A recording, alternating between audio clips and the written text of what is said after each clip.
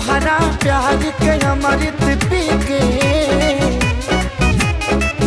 हम तोहरा प्यार के अमृत पी के जन्म जन्म ला कर जाती।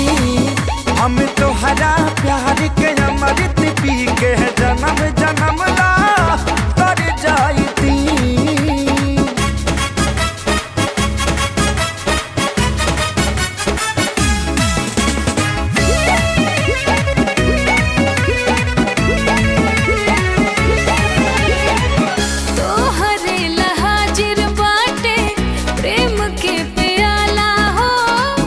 बड़े में हर बान हम पे गजब ऊपर वाला हो। ई प्यार के मौसम के नाही अंत होखे हो, ई प्यार के मौसम के नाही अंत होखे हो।